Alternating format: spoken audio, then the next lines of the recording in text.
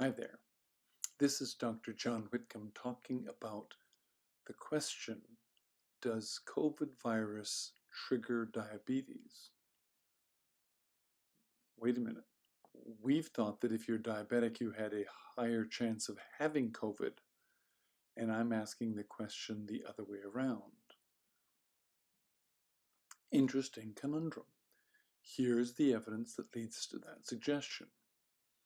The CDC published a study showing that people under age 30, the chance of becoming diabetic after you've had COVID increases 2.6-fold for folks under 18.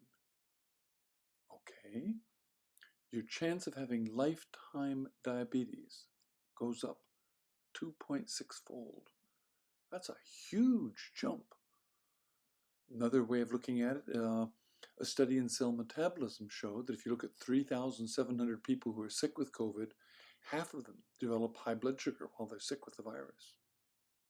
So when you get sick, you become glucose intolerant. Something's going on. If you're intubated, 90% of people who are intubated have high blood sugar. They may not have had that ahead of time. Okay.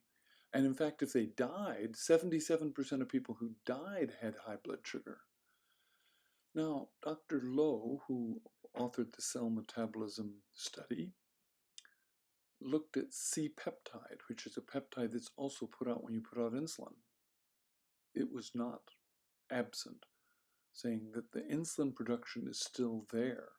So it's not that this pancreas gland is pooping out.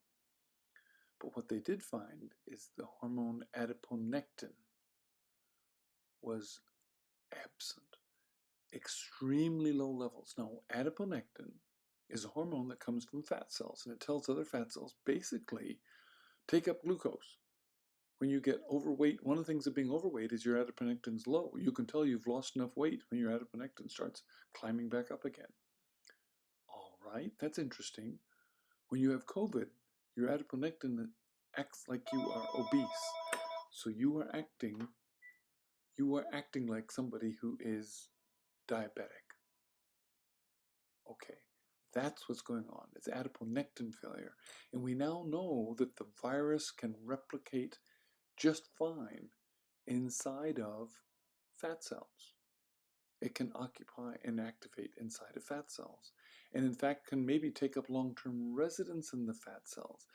That may be what's going on. We now know that, in fact, you look diabetic if the virus damages your peroxisomes. Your peroxisomes can't do the chopping up of fat they normally do, called beta oxidation.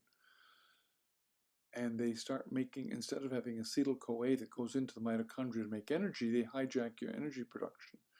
That's the nexus of where the virus activates. And that's why you feel such extreme fatigue, and why those people who are long haulers continue to have extreme fatigue, suggesting that maybe they have continued subclinical virus infection. We haven't figured that out yet. This is research on the fly.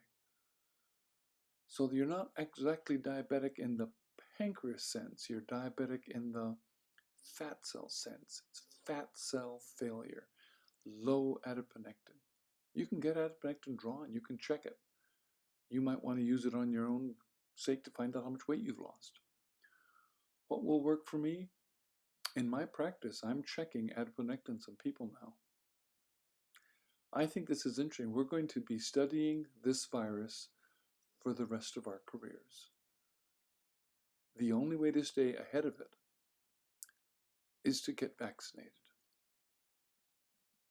Granted, you may be a younger person who has no risk of dying from it, but you have a 30% risk of having lifetime scar tissue in your heart. You have a 50% chance, 50% of people get COVID, have some sort of brain injury that's long-acting.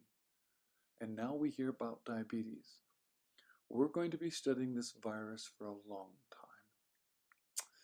Can't wait to get it over with. Hope we can get rid of it. This is Dr. John Whitcomb for News and Nutrition.